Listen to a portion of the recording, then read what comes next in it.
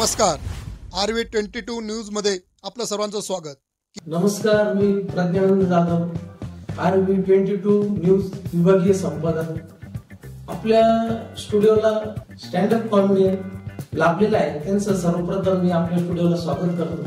तर मनापासून धन्यवाद आणि नमस्कार. मी वाल्मिक कोतकर. त्यानंतर आपण त्यांच्यासोबत काही हितगुज करणार आहोत. त्यांचा जीवनाचा प्रवास कसा आणि कुठून सुरुवात झाला, त्यांच्या जीवनात कोणाकोणाचा अनमोल सहकार्य लाभला ते आपण जाणून घेणार आहोत. तत्पूर्वी आपण वाल्मिक नांदगाववाल्यांना भेटणार आहोत. स्टँडअप कॉमेडियन नांदगाववाला ही माझी ओळख आहे आणि मनापासून धन्यवाद तुम्ही मला इथं बोलवलं आणि मनापासून माफी मागतो की तुम्ही मला वारंवार फोन करत होते आणि मी येऊ शकलो नाही. तर आज वेळात वेळ काढून मला तुम्हाला तुमच्याकडे तुमच्या स्टुडिओला मला भेट द्यायची.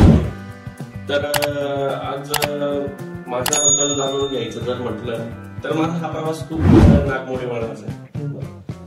याला आपण एक रस्ता हा देऊ नाही शकत की ऍज अ स्ट्रेट आपण म्हणतो ना, आपण त्याला देऊ नाही शकत. हा माझा रस्ता खूप म्हणजे खूप नागमोडी वळणाचा. इथून नांदगाववरनं काही गोष्टींवरनं भाईजीवरून गुजरातला एक मित्र भेटला जयेश पाटीलवरनं मुंबई, मग मुंबईवरनं मी ऍज अ शायर, एक पोएट्रिस्ट आणि त्यानंतर मी एक स्टँडअप कॉमेडियन. काय दुःख आहे हे मला माहिती. एक म्हणतो ना काय कलाकाराचं आयुष्य सोपं नसतं, ते मी पहिले ऐकलंय पण आज अनुभवलंय.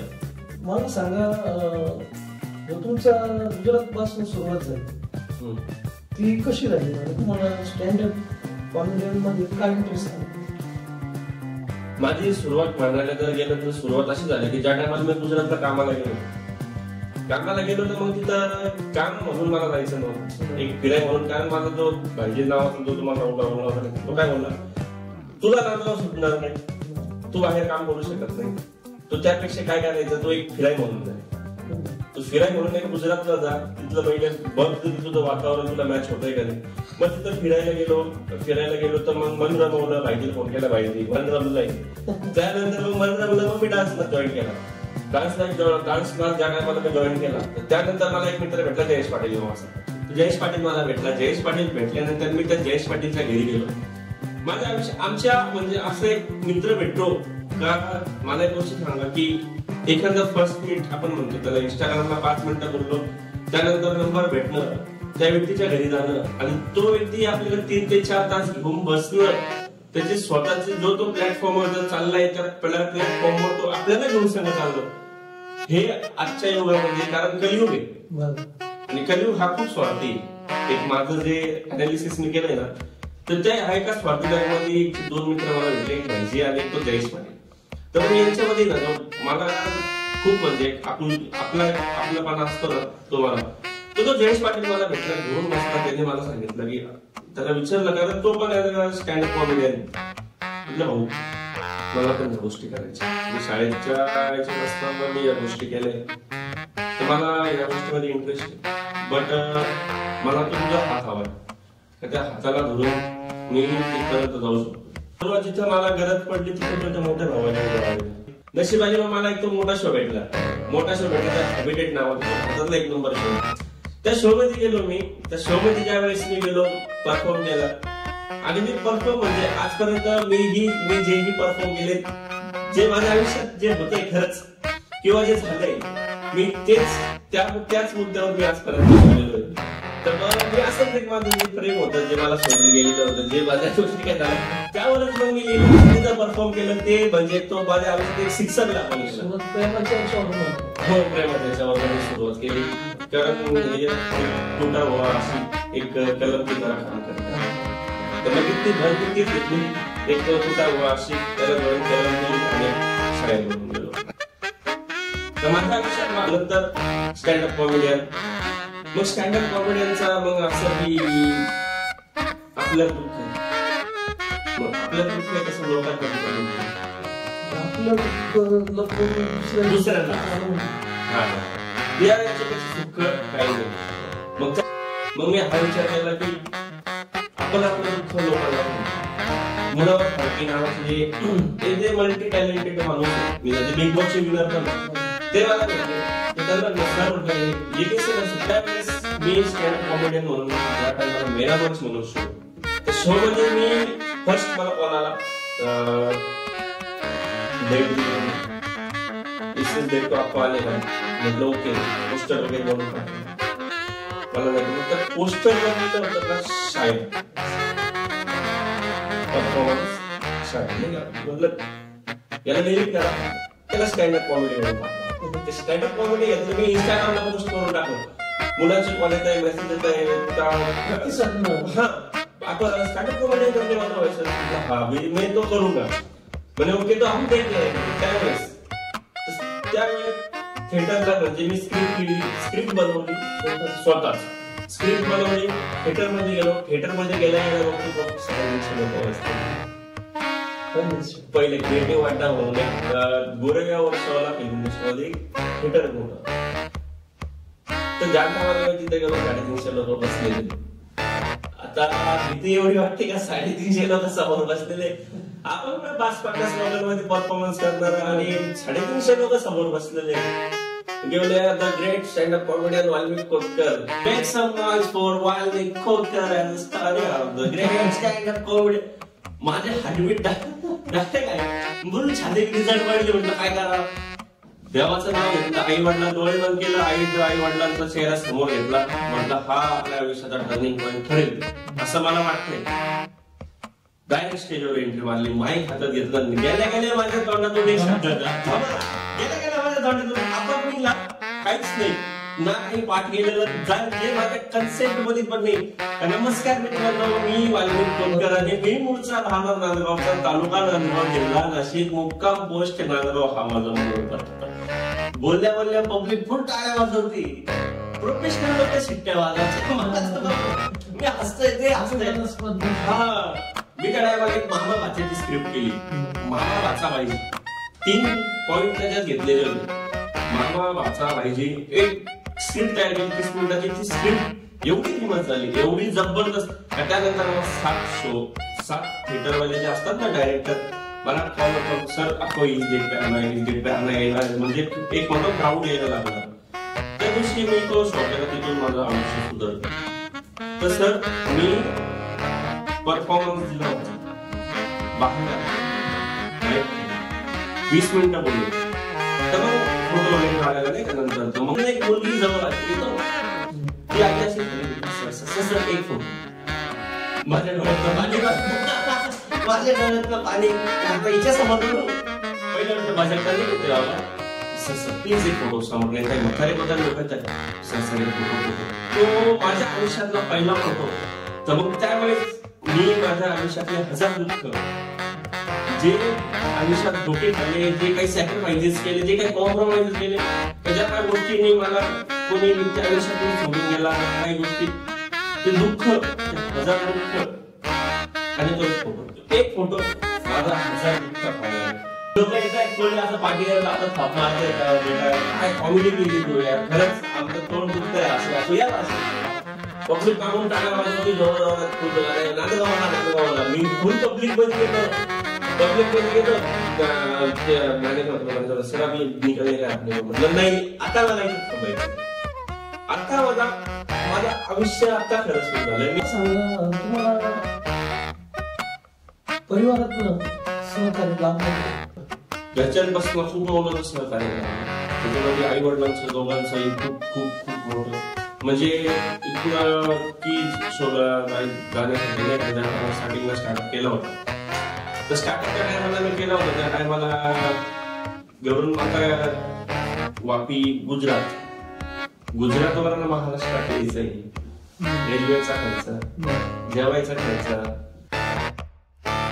मग घरच्यांना फोन लावणं घरची परिस्थिती नॉर्मल बिकट परिस्थिती पप्पा आतमधून गरिबी तर मग स्टार्टिंग पण घरच्यांना फोन लावला पप्पा शोला जायचंय का हा तर पप्पा शोला जायचंय मला पप्पा जा ना तर पप्पा फोन ठेवून द्यायचं. 700 रुपयाचं ते तिकीट न काढणं आणि 200 रुपयामध्ये 150 175 रुपयाला गुजरात ते बोरिवली पर्यंत गाडी जायची मी. तर मग त्या गाडीचं तिकीट काढणं उभं राहणं गुजरात ते मुंबई 8-9 तासाचा प्रवास करणं त्यानंतर मी छोट्या शॉपपासून स्टार्ट केलं. तिथनं ते करणं, बोरिवलीला उतरणं, बोरिवलीला 15-20 रुपयाचे 2 वडापाव खाल्ले, 30-40 रुपयाचे. आणि बोरिवली स्टेशनला एका कोपऱ्याला 5 रुपयात पाण्याची वाटते भरून. पाण्याची वाटते 20 गेला होता इकडे. 5 रुपयात एक पाण्याची बाटली भरून तिथल्या प्युअर आठवण व्यक्ती आहे 5 रुपये पाणी होणार पाणी पिणे. लोकांच्या तिकीट न काढणं, घाबरत जावं, गोरेगाव बँकला अशा ठिकाणी जाणं. त्या ठिकाणी जाऊन बाहेर बसणं, रिक्षा जर 5-6-5 किलोमीटर जर असलं की रिक्षा न गेली, पाटल्याने दिसते हातात कमी पैसे आणि मनात मोठी स्वप्न घेऊन मी तिथं मुंबईमध्ये माझा प्रवास करत होतो. तर अशा ठिकाणी प्रवास करणं कमी पैसे होते, पण कमी पैशामध्ये एक आपलं चांगलं करणं, थिएटरला जाणं. थिएटरला जाऊन सुद्धा थिएटरला मी ज्या टायमाला जायचो, मोठे सेलिब्रिटी कोण सिगरेट, कोणाच्या हातामध्ये तुळशी, कोणाच्या हातामध्ये चमचमी, कोणी कोल्ड कॉफी होते, कोणी कॅपुचिनो होते, पैशामध्ये सगळे बसले, भारी भारी कपडे घातले. मी साधा आपलं साधं आई वडिलांचा विचार केला का आपल्याला माझ्या आयुष्यात एखादी मोठी गोष्ट घेण्यापेक्षा मी पहिले माझ्या आई बाबासाठी काय माझ्या मनात आयुष्यात मोठी स्वप्न घेऊन मी माझ्या बापाची परिस्थिती बघितली. बाप्पा मस्त तर म्हणजे ज्यावेळेस मी काही करत नव्हतो तर ज्या टायमाला आई वडिलांनी लई सुपाट ठेवले, एकदम कुठल्या गोष्टीची अडचण एवढी दिली आजपर्यंत. जी गोष्ट बोलली ती परिस्थिती नसताना सुद्धा ती गोष्ट मला माझ्या आली बाबा माझ्या. मग वडील मस्तरी काम करायचे, पप्पा बाहेर. तर मी पप्पाला जायचंय ना नागोबामध्येच गांधी चौकात पप्पाचं काम समोर. तर ते जो परिवार किराणा म्हणून आहे ना दुकान, तर परिवारच्या छाजेड किराणा दुकान आहे. तर ते छाजेड किराणाच्या समोर बिल्डिंगचं काम चालू होतं, छोटीशी गल्ली. पप्पाला टप्पा द्यायला जायचो. तर ते छाजेड किराणा पप्पा 3ऱ्या मजल्यावर बाहेर टाकला.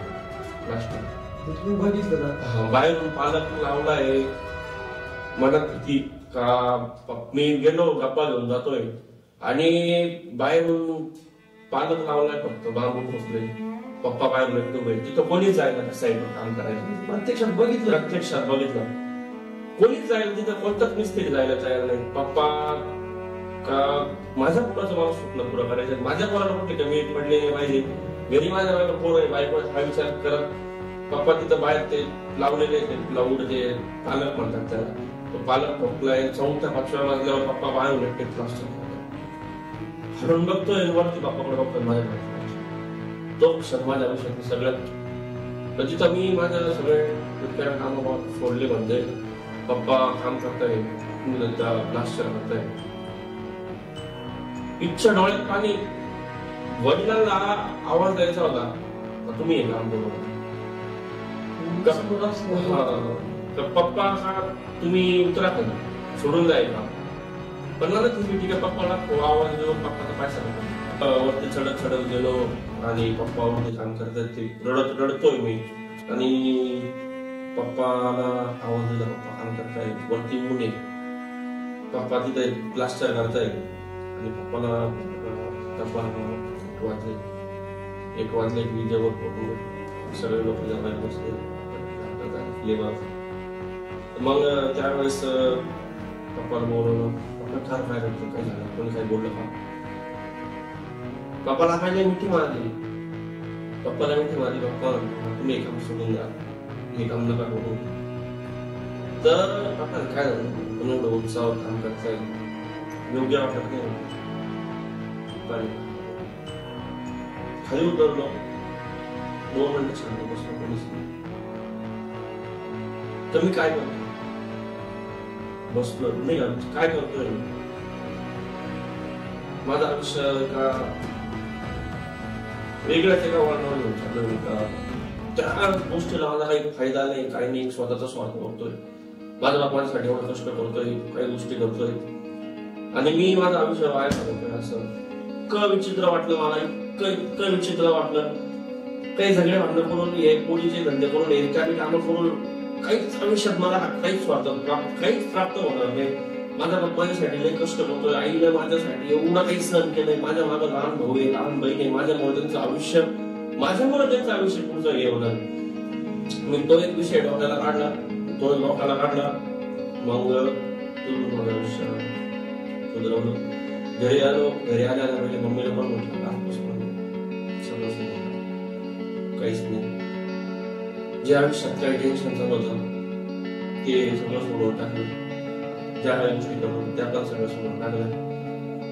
आणि एक गोष्ट माझ्याकडे सुटलेली म्हणजे ती खूप डीप आहे माझ्या आयुष्यात, ती अजून सुद्धा सुटलेली आहे माझ्याकडे.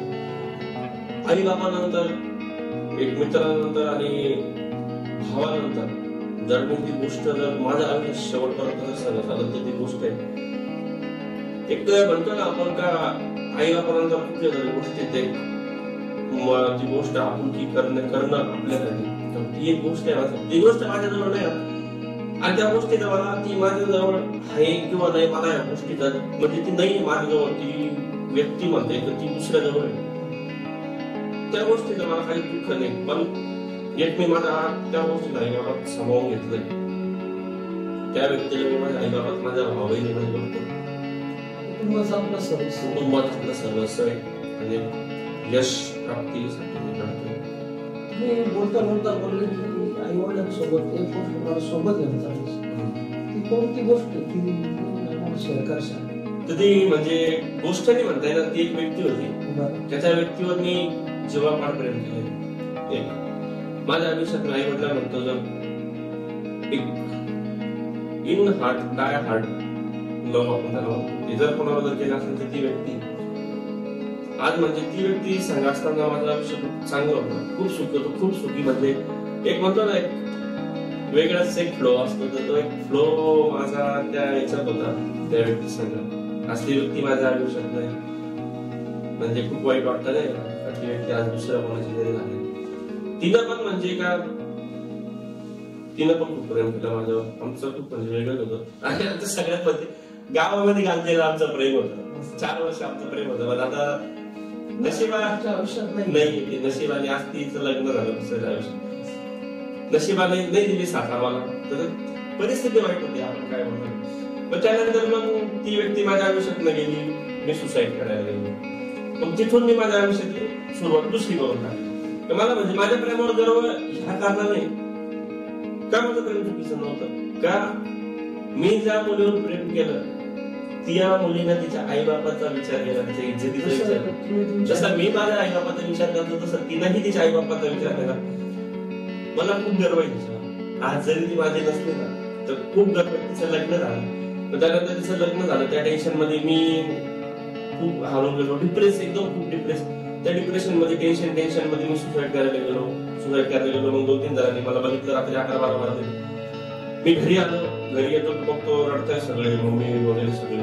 त्या टायमाला खूप वाईट वाटलं मला. दुसऱ्या दिवसापासून मी विचार केला, म्हटलं आज मी जिवंत आलो तरी घरचे एवढे रडतात, जर मी मेलेलो आलो असतो मग काय झालं असतं.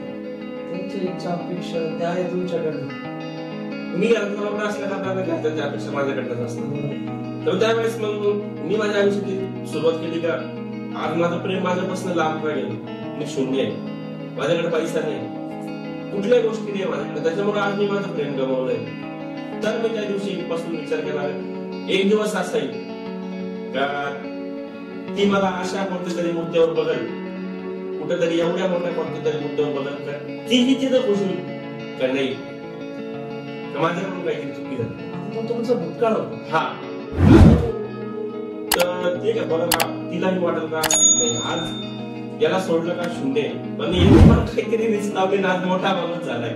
तर मग तिथून आहे ना मी ज्या टायमाला भाईजीकडे गेलो, आमचा जो भाईचा होता भाईजी आला, मग भाईजीकडे गेलो. भाईजीला म्हटलं भाईजी लई टेन्शन आहे, भाईजी मला, भाईजी मोठा भाऊ नाही, त्या भाईजीने मला एक मोठा भाऊ म्हणून मला माझ्या आयुष्यात लागले खंबीर एक साथ, एक बॅकबोन बापानंतर भाईजी, सपोर्ट सिस्टम. तर भाईजीकडे गेलो, भाईजीला म्हटलं भाईजी असं आहे, रडलो, इतका रडतो भाईजीजवळ, भाईजीला वाढले रडतो भाईजी असं आहे, भाईजी तसं आहे. भाईजी मला बोलला की एकच सांगा, मी तुझ्यापेक्षा खूप मोठा आहे, जे दुःख तू रडून आपण हे करतोय ना हे करण्यापेक्षा तू तुझं दुःख कागदावर उतरव. व्यक्त हा, कागदावर उतरव. काय कर, कागदावर उतरव. तुला काय वाटतंय ते लिही. तू मला सांगशील आज मी आहे नाही आहे, मी आज बाहेर यावेळी होऊन जाईल, त्यापेक्षा तू स्वतःला लिहायची सवय लाव. कागदावर लिही, त्या कागदावर उतर बघ. मग त्या टायमाला मी एक शायरी तिच्यासाठी, माझ्या आयुष्यातली पहिली शायरी मी त्या व्यक्तीसाठी लिहिली. तर ती शायरी अशी होती की बेवजह नहीं छोड़ा मैंने किसी को दिल लगाने का मोह, कि बेवजह नहीं छोड़ा मैंने किसी को दिल लगाने का मोह, मैंने अपने महबूब को किसी और का होता देखा.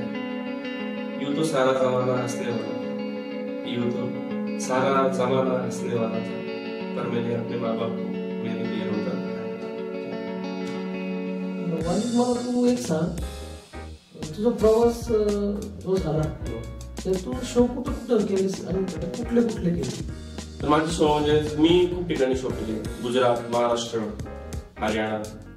तर मग माझे शो स्टार्टिंग मग काय हॅबिटेट इंडिया म्हणून एक शो आहे, त्याच्यानंतर मेरा मंच म्हणून आहे, त्याच्यानंतर एक जस्ट स्टुडिओ थिएटर 4 वर्ष काही, आणि त्याच्यानंतर परत एक हिडन स्टार जो माझा मित्राचा जो जयेश पाटील, हिडन स्टार म्हणून एक शो आहे. त्याच्यानंतर द स्पीकर आहे, कलाकार म्हणून आहे, त्याच्यानंतर द लेजंड म्हणून शो आहे, त्याच्यानंतर भाडिप्पा म्हणून एक शो आहे, भाडिप्पा म्हणून एवढे शो केले. ते शो बँद्रा सारख्या ठिकाणी, बँद्रा, गोरेगाव, वर्सोवा, अंधेरी, मुंबई, म्हणजे मुंबईमध्ये 3-4 फिल्म इंडस्ट्री, तर प्रत्येक इंडस्ट्रीमध्ये मी शो केले, थिएटर शो.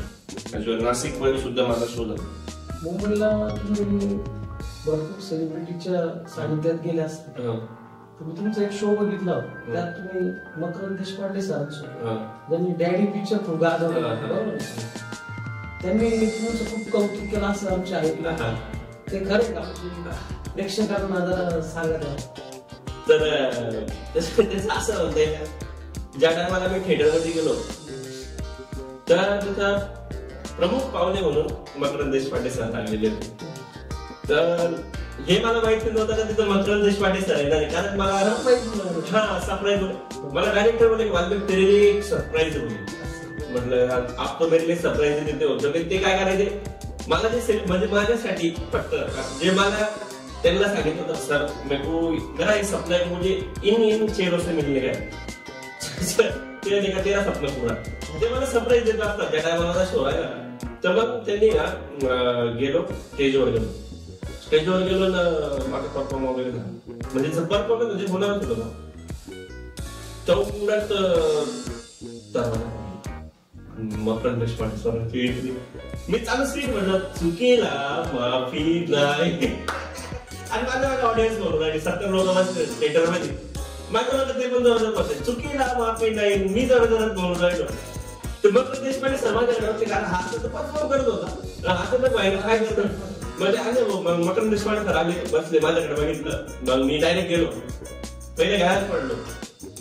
सगळे मकरंद देशपांडे सरांचे फोटो काढायला येतात, वच करतायत, त्यांचे बॉडीगार्ड ते साईडला जे उभे होते, तो मॅनेजर त्या साईड थांबवते, थांबा फोटो नाव.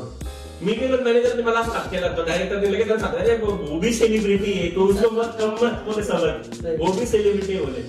म्हटलं मी गेलो, पहिले पाया पडला, पहिले हक केलं मला, त्यांनी पण काही हक केलं मला. तेरे बारे में बोला, मुझे रवी बोला तेरे बारे में. त्या टायमाला मला त्यांनी एक शब्द बोलले की तू मेरा बचपन है. मकर सर तू मेरा बचपन है, कि जो भी किस्से मैंने किए, जो भी रवि ने मुझे बताया, मेरा बचपन है. हाँ, जो तेरे बारे में जो बताया ना रवि ने मुझे, वो सेम कंडिशन से मैं गुजरा, सेम कंडिशन, कुछ अलग नाही. त्या टायमाला मग नाही का तिला वापरली, जवळ घाललो, खूप मानलं बसली, त्याच्यानंतर आम्ही चहा कॉफी घेतली समजा. त्या टायमाला म्हटलं सर आज के पैसे मैं दूंगा, आज के पैसे मैं दूंगा इस चीज की. क्यों? क्योंकि ये जो बिल मुझे मिलेगा, हे बिल मैं लाइफ टाइम सांभाळतो. त्या दिवशी आमचं 1100 रुपये बिल झालं. ते चिठ्ठी बिल भेटलं मला, ते बिल मी आज सांभाळून ठेवलं.